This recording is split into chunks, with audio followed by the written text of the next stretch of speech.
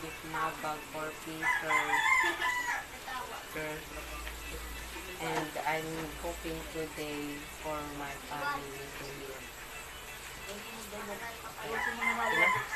Stop. Plat ng ingredients. Egg, asin, at mantika. Stop. Doon sa baba ng sura ba? At babasagin ko na po ngayon ng itlog.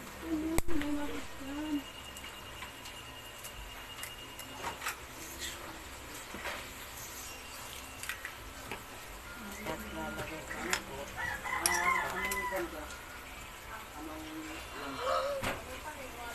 Para may mapunta ka na sa ibig.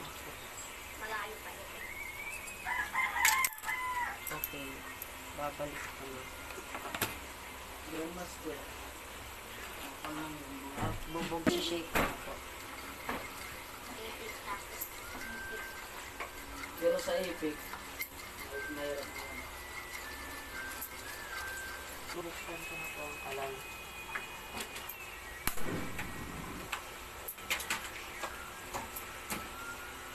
At papainitin muna ng ilang minuto o kaya minutes.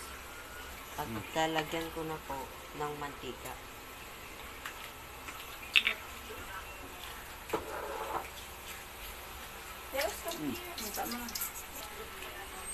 Antayin po natin uminit ang mantika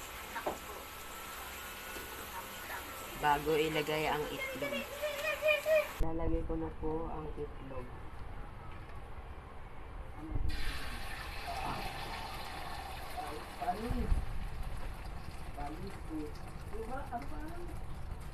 At babalik ka rin ko na po ang itlog. Kahit apok lang. Nabili ka lang pagkain. Meron ko naman yun.